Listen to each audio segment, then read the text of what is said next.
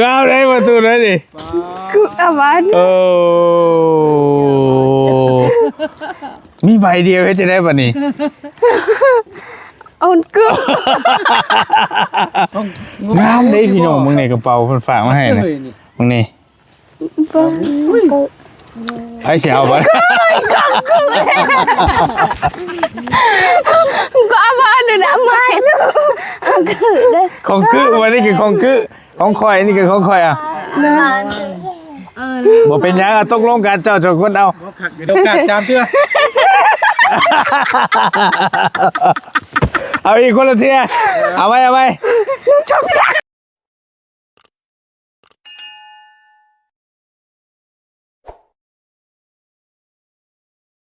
บาทนี่โอ้ยเปิดคลิปมาก็บ่ได้ว่าอย่างพี่น้องทั้งไห้ทั้งหัวบ่เป็นไห้ที่มีแต่หัวเชื่อว่าจังใดห่วยเอาสารมาปูเท่านั้นได้เจ้าเฮ้ยบ่ได้บ่ได้มีหยังหลายดอกบ่หมูที่หมูก็ยังมีแต่พวกเราก็แค่ไปกันคือกันนี่กันแต่อันเก่าก็แค่ไปหาเรากันเอาเนาะนี่ได้ใส่น้องเจ้าให้เลยไปให้นะเฮ้ยลูกเลยเบิ่งค่อยมีบ่มีหยังหลายดอกพี่น้องจะสบายดียามแลงเนาะพี่น้องเนาะสบายดีเด้อพี่น้องไอ้บรรยากาศอยู่ใช่เลยเห็นแต่ปอกมันนี่มีดอยู่ใช่เหมือนยังยามันปาดตีนปาดมือเนาะมันเหี้ยเนาะแล้วมีดอยู่ใช่ล่ะมีแต่กันบ่เห็นแต่ชบมันเป็นยายเราขึ้นเมื่อเจ้าขึ้นน้ำเมื่อกระโตกเราไปจ้ะตกบ่เนาะกระโตกนะกระโตกนะเรือติดไปน้ำกระโตกบ่ฮะของข่อยของเจ้าบ่อันนี้ของข่อยบ่โอเคใช่แม่นบ่จังวะอยู่ลงกันอีกบาทนี่ข่อยเบิ่งนี่หมู่หมายไว้อันนั้นก็ออกคือการอีกบาทนี่ของข่อยเขาจำได้อยู่ของเจ้ามันเจ๋งกว่าเห็นบ่ค่อยกันแล้วแต่นั่งยังพูดน่ะล่ะนี่คือชอบเบิ่งมีดผมหามีดบ่ยะเบิ่งกล้องข่อยได้บ่ยะได้อยู่บ่มุมได้อยู่บ่ได้บ่ปานใดติอยากมืดได้ทางนั้นเนาะไปแพทย์เด้อเจ็บบ่ได้บ่จ้าก็ไปบนหืดนี่ไก่พูดบ่ได้บ่ผมได้บ่ได้ไหมได้เบิ่งไปสิว่า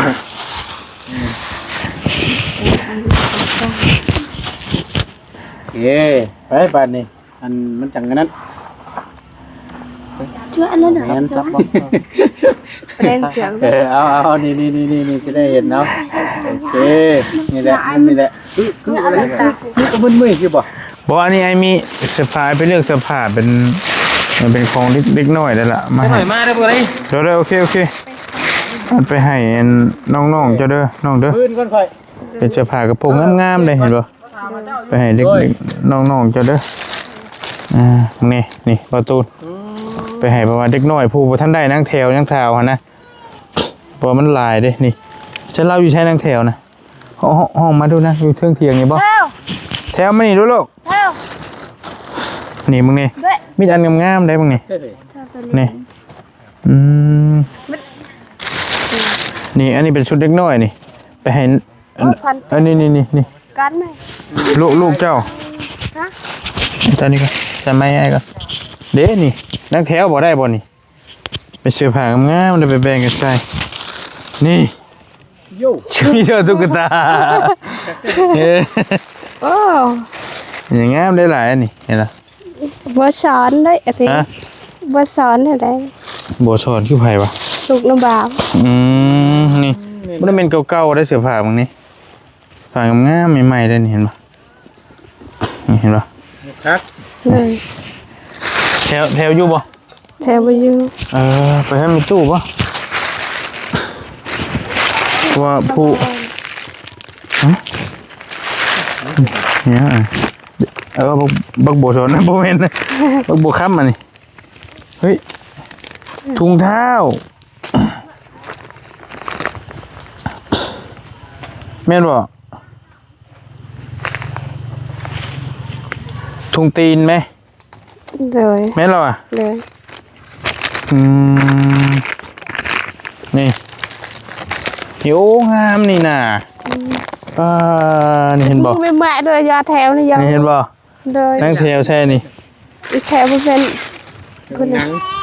เนี่ยนี่ เท่าก็ได้ เอวบ่เงี้ยไปวะ บ่แม่นเป็นแนวคาดหัวนะ บ่ขัดตรงนี้บ่จ๊ะ เอวบ่ คิดว่าเด้ มีแต่เสื้อผ้างามๆเลยพี่น้องรอบนี้ ว้าวก็ได้ โอ้ตกใจเลยพี่น้องเห็นว่าก็ได้เจ้าก็บอกใช่งามได้ล่ะนี่เนาะนี่เนาะ ก็อีกได้3%ไม่ชุดเลย เอาไว้ให้ลูกเจ้าเด้อ แถวตะพรีนักกระแถว ไปแบ่งพี่น้องใช่แต่เสียดายมัน อันนานเลยโอเค ลูกเจ้านี่ ให้เราเอาปอน เป็นเพิดเลยนี่น่ะ เตะนบนี่ แม่ นบนี่ วันนี่อันเด็กน้อยเลยเพราะว่าวันนี้ไปเห็นเสื้อผ้าก็เลยนึกถึงน้องเพิ่นฝากเด็กน้อยนี่ เป็นปอนในหลายเนาะ มันตัวนั่นลาย เป็นปอนในหลายแล้วเป็นปอน นี่ไปแบ่งกันใส่ปรีตบ้าใบใหญ่เฮา แต่ส่วนลายซ้ำนั่งแถวนี่ร้ายนี่เห็นบ่ซ้ำนั่งแถว ตะพรีต้องเปลี่ยนแถว เขาได้ลงเยอะต้องเพลงการไทย นี่ กระถ่ายมันก็เจ้าไม่ใช่ไหม เจาะไหลเลย ก็มันมีอยู่อย่างหนึ่งยันจนยันจะเจ้าญาติกันเดี๋ยวนี้แต่มันมีอย่างเดียวเดี๋ยวนี้นะ แต่ นุ่ม ร้อย ไปใช่ชัดตัวน่ะ บ่อันนี้แหละสิบ่ให้แล้วบ่ให้แล้วตัวนี้ จะนอนรับอยู่บนแสดง บ่ตัวเสื้อผ้านี่นะอยากได้ให้บักคำนี่มันก็บ่มีบักคำเฮานี่มีแต่เสื้อผ้าผู้หญิงเลยนี่มีแต่เสื้อผ้าผู้ มั่วบ่ น้ำเลย บอกผู้หญิงอันนี้ฮะ ตัวมึงเนาะ มันก็ตะคือตั้งยะ แถวเว้ยแถว นั่งแถวก็ได้ แถวร้อยก็ยาเอามันถึงเท่า เล็งเป้าพี่เลย เดี๋ยวญาติก็ได้มีใบเดียวก่อนมานี่ ร้อยว้าว น้ำเลย เอาได้ประตูนั้นดิ กูเอาบ้าน โอ้มีใบเดียวจะได้ป่ะนี่ เอากู งามได้พี่น้องมึงในกระเป๋าเพิ่นฝากมาให้นะมึงนี่ไอ้เสียวบ่ กูเอาบ้านเลยนะไม่ลูกคือได้ ของคือวันนี้คือของคือของคอยนี่คือของคอยอ่ะบ่เป็นหยังตกลงกันเจ้าทุกคนเอา เขาขักกันนี่หน่อยเนาะ งามในประตูเหลี่ยมมากมึงแก เสียงหัวแม่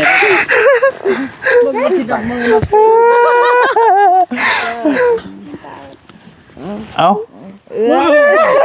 ว่าเป็นกันเอาจังซี่จ้าเคยว่ะ ให้เอ้ยได้ก่อน เป่าชิงชุบเนาะ ชิมบ่ลองกับเอ้ยมึงดู ให้โอกาสตามเชื่อ เอาอีกคนละเทียเอาไว้แล้ว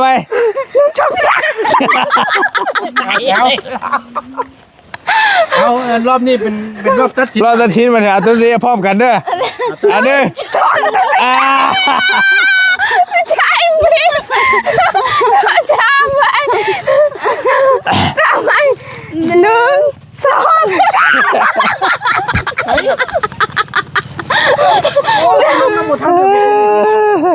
น้ำมันน้ำมัน ไผเมื่อกี้นี่นะ งามมีเลยพี่โน้องในกระเป๋านะโอ้นี่นี่เป็นทองเลดทองบ่เห็นบ่เอาแกกูจะได้จุด แล้วแต่เอาแล้วแต่โอ้ย น่ะยัง โอ้งามดีเลยลองพายลองสะพายมันก็เล่าเป็นเสือสีชมพู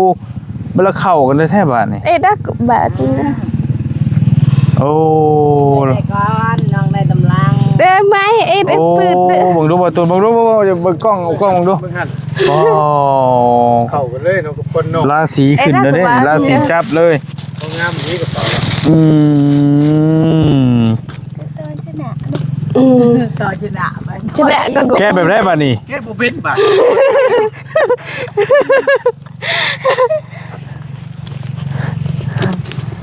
แล้วกัดบาดนี่ เอา เอา เฮ็ดจะได้บาดนี่แก้บ่เป็นบาดนี่เอ้าบ่พอครับให้เอ้ยไปเจ้าแก้เบิ่งดูอ้ายก็ยังสิแก้บ่เป็นได้นี่ บ่เคยใช้แล้วแกะกัน สิแก้ได้บาดโอ้เอาผู้นี้คือแก้เป็นป่ะโอ้ ดัก บ่ได้มีเงินบ่อ้ายก็ยังบ่ได้แก้เบิ่งเลยอืม เอ็ดดักแม่ ให้ได้เฮ้ยเมื่อกี้ลืมเบิ่งเขาหันกล้องใช่บ่ทันเพื่อยบ่ ก็บีบใส่มาก บีบเขา กูบ้านแต่กูอมไหมแม่บ้านเรียนก็คือ เป็นจะได้ก็ว่าจะได้ก็ แทงน้อง เอื้อยแพงน้อง น้องจะได้แห้งว่ะ น้องจะได้แห้งกว่าบ่ เสียสละบ่ เสียสละให้น้อง โอ้พี่น้องเอ้ยเบิ่งหาไอ้เบิ่งเนาะฮะพวกกระเป๋านี่ที่ว่ามันก็ยังใหม่นะพี่น้องยังคักอีหลี งามมาดิมีแต่แม่ เนาะ โดยยามันได้ให้ได้ใช่ได้โยน เออ เป็นร้อนเลยจริง น้องก็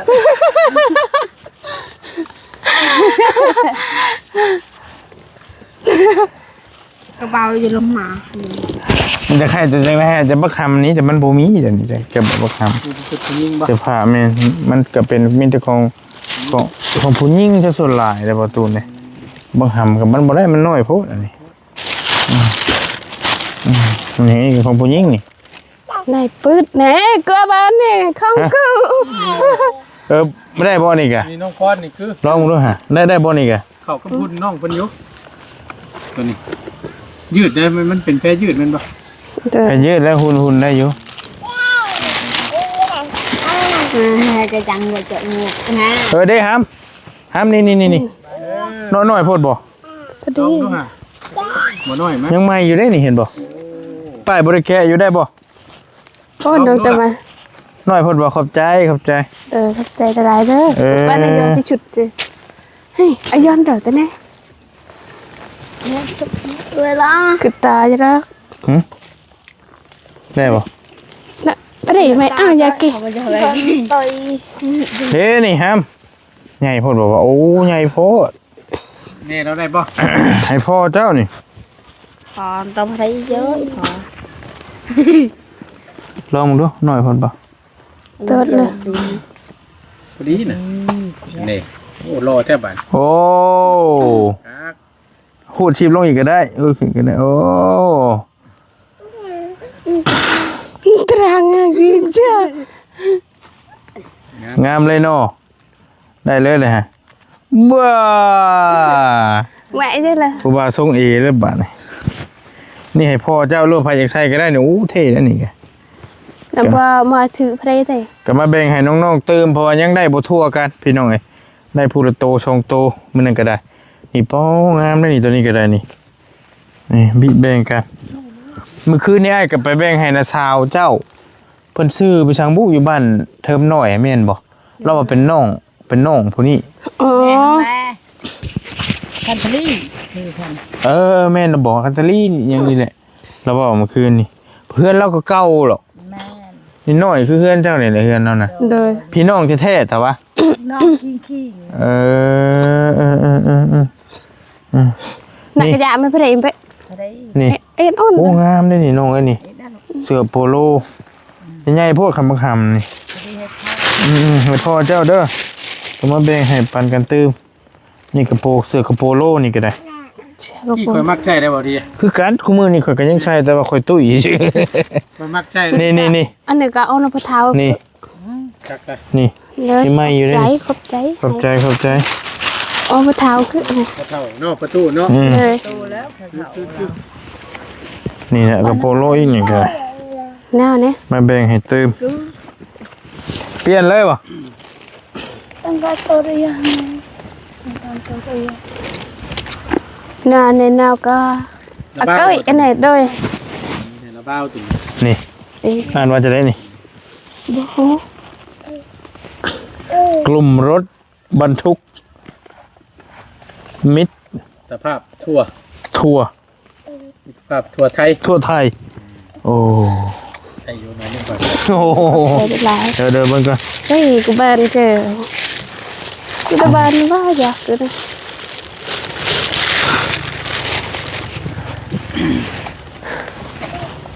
แล้ว โบแถวได้นี่ ได้ได้แท้ โอ้ไปได้เลยแถวอันเลย ใหญ่โพด ต้องคนไรกว้าง นี่ได้นี่ เทิก กูกุงกาจะได้ยาว น่ะพอดีอ่ะ นี่ บ่เคย เยอะ เสื้อ เอาเชื้อ ความงามนี่น่ะ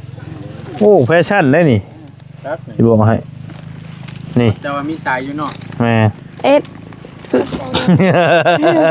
กลางไว้ บ่ต้องว่าเก็บบ่เจียวนะเนมหน้าก่อน ไปได้เลยเนาะ แบ่งให้ปานกันใส่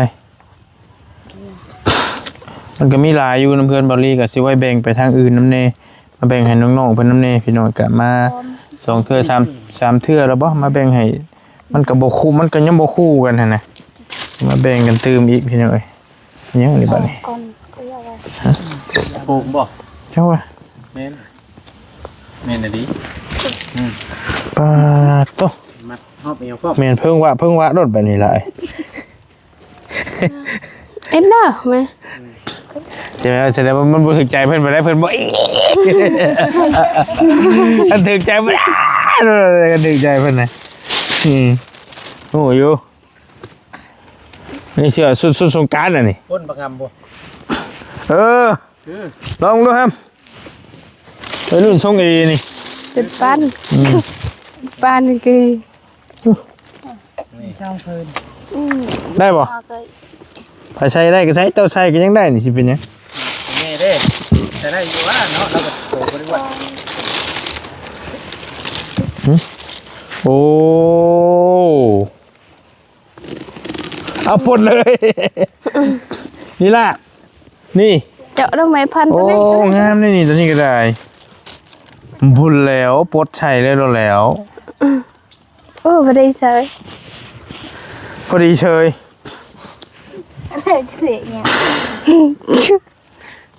ที่อะไรทั้งนั้นใช้กล่องนมบ่ได้ใช้บ่กล่องนมน่ะ จ้าไม่ใช่มอม เขาชื่อมาให้น่ะอยู่ใช้ ใช่บ่เป็นบ่ คือเห็นมันหลุดอยู่มื้อน่ะ โดดนี่นอนคือว่าป่อง คือ บ่ได้บ่ได้ อันเอากินนั่นไป บ่ได้ล่างบ่บ่จะได้บ่ได้แล้ว แอว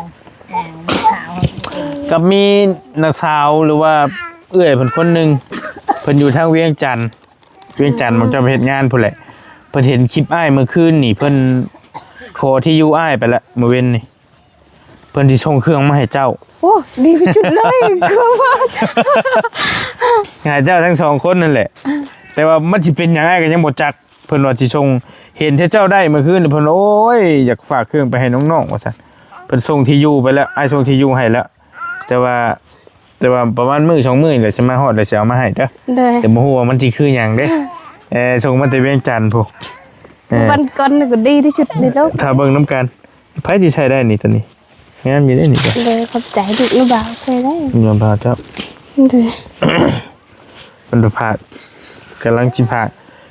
พากมาให้เตรียมเบิ่งเตรียมมาเซอร์ไพรส์น้องพ่อนํกัน ไทยสิ บ่ฮู้ว่าสิเป็นหยังสิคือหยังพี่น้อง มาไทยเป็น ไทยโอ้นี่เด้นี่บักขามใส่ภูมินี่เห็นบ่ มันเป็นแบบนี้ว่าตูนเด้ โดย เขาเจ้าฮู้กันเห็นบ่เป็นงูฮูบงู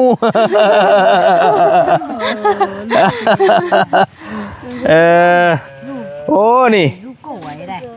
ก็นึกว่าเจ็บเหนียวสิดอก มิกกี้เมาส์บ่แม่นเลย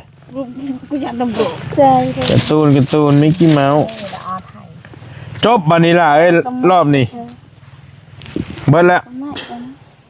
นี่เจอตะวันนายอจำ ไปแบ่งกันใส่เด้อไปแบ่งปันกันใส่ mẹ ít đâm về luôn ô phải cứ đấy nè ô เจ้าบ่เจ้าบ่ cứ đi mấy สุดท้ายแล้วนี่ ขอบใจได้หลาย ขอบใจเบิ่งได้บ่ บ้านแน่นอน ใส่เฮ็ดเวียกบ่ใส่ผ้าเฮ็ดบืน ใส่อยู่ซื่อ ใส่อยู่ซื่อ ๆได้ ๆได้อยู่พอดีเข้ารูปเลยฮะ เลยเสียดายใหม่ใจหลายๆเด้อ ขอบใจหลายๆผู้แล้วขอบใจผู้ใหญ่ใจดีเพิ่นผู้แล้วเนาะทางจังหวัดนครพนมเด้อเพิ่นฝากเครื่องมาให้ เด้อ แบ่งปันกันใช้ผู้เล็กผู้น้อยพี่น้องเอ้ยเนาะขอบใจ ได้แม่ กระเป๋างามๆพี่น้องเอ้ยเสียแต่บ่มีเงินใช้เท่านั้นแหละเนาะ เด้อก ระเป๋าก็งามซ้ำหาเอาเดี๋ยวมันก็มีเองมันแล้วบัดเลยบ่เป็นหยังพี่น้องกระเป๋างามๆฝากมาให้ ขอบใจ ขอบใจยงขอบใจหลายๆเด้อทางแม่ผู้ใหญ่ใจดีที่ให้ส่งเสียลูกหลานขอให้สุขภาพแข็งแรงความเจ็บอย่าได้ความไข้อย่าจะมีเด้อขอให้ร่ำให้รวยสาธุ โอ้ยโดยขอบใจหลายๆสรุปเดี๋ยวว่ากันว่าเป็นหยังเอาละ ใจที่ให้ได้พยายจะได้ที่ให้ส่งเสียลูกจะให้ได้ความใครให้มีปรารถนาสิ่งใดขอให้ได้สิ่งนั้นสาธุ สรุปของไพ่อันนี้ ของน้อง ให้น้องบ่ก็ได้แล้วเพราะว่าสีชมพูคือกันเด้ใส่แล้วแหละสะพายเลยนี่ไปตลาดนี่โอ้ยต้องอายไป เปิดมาเป็นตะเล เดี๋ยวยามันแล้วหายังยัดใช่ให้มันปุ้งๆนี่นี่คือมีเงินหลายพูดเนาะบ่ โดยโยจะได้ชนะง่ายเบะกี่ อันนี้เจ้าชายก็คือนี่พวกนี้ เอ็ดมา เราหุ่นอวบ จะกันไหนเบะแหละกันไหน อันนี้ก็จะ ซื้อไอ้ก็ไม่ได้จ้างเบิ่ง เปลี่ยนได้เลย อ๋อ เป็นกระโปรงหรือว่าเสบียงข้างบ่คาดขึ้นเชื้อบ้าบ่ แบบนี้นะเป็นส่งนะ เพราะยันชุบเข้าไปแล้วก็เสบียงมาหน่อยนึงนะ อันแถวจิอ้าว นั่งแถวได้อยู่นั่งแถวนะ แถว แล้วก็ใช้เสื้อยืดก่อนใส่ตัวนี้เข้าไป ตอนนั้นมันบอล กระตุ้น อันผัดเผ็ดจิเลย นี่ก็งามได้เฉื่อยหน่อยก็ อ้าวเนี่ย งามได้ แถวเนี่ย จะแบ่งให้น้องเจ้าชายนี่ แบ่งกัน อ้าวเดี๋ยวกันไหม ตอนดูแขนมาเพื่อบอก เจ้าในพรีสิเปียแถวน่ะ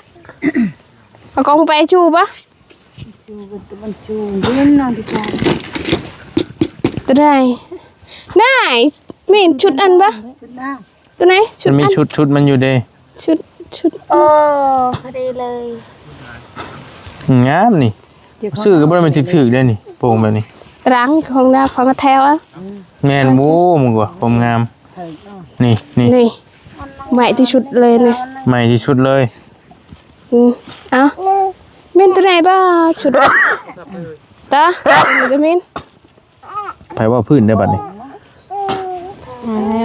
เจ้าบอก อ้ามไปออแถว ปวดเสียง จะเลยของบุญปอนเบิด น้องบุญปอน โทรศัพท์ไปครบอยู่ เนี่ยของพี่แม่ไปขับใจ โทรศัพท์ไผล่ะ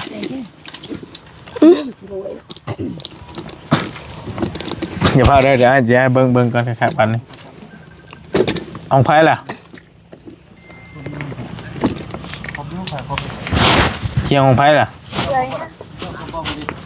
ยังอีกเครื่องนึงแม่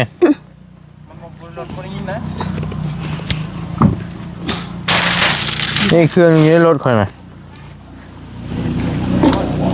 แม่นบ่มันกับโมแมนนะเสียงนะแม่น ต่อตึงอยู่ยังนี่ ช่องไฟให้แน่ช่องไฟให้แน่ โอ้เบิกเงินเจ๊เบิกเงินเลย200,000มั้ยมียังไงนะ โอ้นี่ก็แม่นได้ดิงูเลยเห็นป่ะ ทั้งหนูคูกด้วยนะแล้วคล้ายๆว่านั่งแบบ บ่ให้ประธานป้องเบิ่งในยืนออกวิดเตียงนะเบิ่งจะเบิ่งแล้วสะพายกระเป๋านี่นะ ยังคือเด้น่ะคือเป็นของคน มันมีใบเดียวเบิ่งกล้องดูนะ ญาติกันบ่ จะช่องไฟนะบ่ยัง บ่ได้ญาติกันบ่งามตึง เพิ่นเป่ายิงชุบ บ่เพ่บัดนี้ บ่แพ้เอ้ยแพ้แต่ว่าเอ้ยสละให้น้อง เสียสละ งานนี้มีการเสียสละอยู่นั่นนึง เป็นเอื้อยเนาะ แม่น เสียสละให้น้อง แม่น พ่ออยู่สิ มีแต่ของกึเด้อเพิ่นมันยังของกึเบิดปี กูเด้ เบิ่งหาโอ้พี่น้องเอ้ยเนาะ เอาเงินที่นำบ่ เข้ากันเลยกับ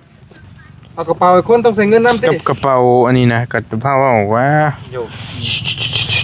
มีบ่ กับโบมี่แหล้วแต่ว่าพูดว่ามันเข้ากับเสือแล้วนี่นะมันสีชมพูได้เบิ้งว่ามาฮอดปานนี้แล้วกะอาชิอุ่นนะให้เจ้าเด้อ เครื่องเพราะมันเป็นที่ได้บ่ อย่ามันเรื่อง เบิ้งอาชิอันนี้เงินได้เองอันนี้เด้ออาชิเอาใส่กระเป๋าเป็นมานกระเป๋าให้เจ้าเด้อ เป็นควันกระเป๋า โอเคจะไปซักไปยังไม่ก็ได้เด้อบ่ได้ ซักมันยัง เอา ซักกันลอกก็ได้ฮะ มันเป็นกระเป๋านางเนาะอยากโลกง่ายเด้ คืออยู่ ใส่แล้วก็ให้ร่ำให้รวยเด้อโอเคไปสำหรับคลิปนี้ก็ไอ้ขอโตวกลับป้านเด้อบัดนี้เด้อ เลย บื้นเจอกันเนาะ เลย เอากับคำมือตื่นตาก ใส่ตัวใหม่ๆมาให้เบิ่งเด้อ เลย เมาเด้อตัวเขียวนี่ เลยไม่ได้ไปหาเห็ดเลยไม่ได้เป็นเลย เดี๋ยวไอ้สิเอามาให้อยู่ไม่อยู่คือไอ้ว่าหั่นแหละมีเอื้อยจะดีเพิ่นสิส่งมาให้แต่เวียงจันทน์ เลย บ่ฮู้ว่าสิส่งหยังมา เฮ้ย ให้ กันก้อนกูป้วนเลย ขอบใจก่อนเลยอาจารย์ เเพราะว่าเอื้อยเพิ่นเห็นหลายคนแฮงพี่น้องเอ้ยเบิ่งคลิปบอลลี่เมื่อคืนนี่ที่บอลลี่เอาสินเนาะมาให้น้องเพิ่นแล้วเพิ่นประทับใจ บางคนก็เบิ่ง2รอบ3รอบเบิ่งแล้วเบิ่งอีกว่าซั่นเบิ่งแบบว่ามักขนาดคือน้องแบบโอ้โหได้ของแล้วแบบรู้สึกว่าดีใจแฮงขนาดนั้นปู่ FC เพิ่นก็มักนำว่าซั่นและ คือติ มีของกึ้เลยมันญาติกันนะมันคือว่าบ่เคยได้เป็นปรากฏการณ์ใหม่ที่เฮาบ่ค่อยเคยเห็นแบบว่าเฮาเอาเสื้อผ้าให้ไผแล้วเขาเจ้าดีใจแบบนี้หั่นนะก็มีอยู่ดีใจเขาเจ้าญาติกันแต่ว่ามันบ่แบบบ่แสดงออกคือทั้งน้องเพิ่นพ่อปานใดหั่นนะพี่น้องทั้งน้องเพิ่นนี่ที่ว่าแบบโอ้โหไอ้ดีโลแฮง โอ้บ่ได้คือเขากินก็ได้คืออวยนะใช้พื้นแล้วบัดนี้เขาคือเลย จะกินบ่จักกินน้ำบ่แล้วเอื้อยเพิ่นเห็นแล้วอยู่เวียงจันทน์มันเอื้อยเพิ่นก็เลยว่าขอที่อยู่บ่รีไปเพิ่นสิฝากของมาให้น้องๆจักสิพากหยังก็ฝากติดตามประมาณมื้อฮื้อนี่แหละสิเอามาให้ได้อยู่เพราะว่ามื้ออื่นนี่เพิ่นน่าจะส่งหรือว่าเพิ่นส่งมื้อนี้มื้ออื่นนี่อาจจะกำลังมื้อฮื้อไปมื้อฮื้อฮอดเนาะ เลย ฝากติดตามกันเด้อให้สิเอามาให้ เลย แก้กล่องปริศนาเหมือนกัน ขอขอบใจหลายๆเด้อผู้ใหญ่ใจดีทั้งจังหวัดนครพนมเพิ่นฝากเสื้อผ้ามาแบ่งปันให้น้องๆเนาะให้เพิ่นอยู่ดีมีแฮงให้โชคให้มานให้ร่ำให้รวยเนาะปรารถนาสิ่งใดก็ให้เพิ่นได้สิ่งนั้นสมความมุ่งมั่นปรารถนาร่ำรวยๆเฮงๆปังๆเด้อเนาะสาธุสำหรับคลิปนี้ทั้งเฮาเนาะบัดจุทุกคนขอตัวเดินทางกลับก่อนเพื่อจะฮอดบ้านฮอดเมืองพี่น้องเอ้ยคำมือติดตาคือเก่าอยู่ดีมีแฮงพี่น้องบ๊ายบายร่ำรวย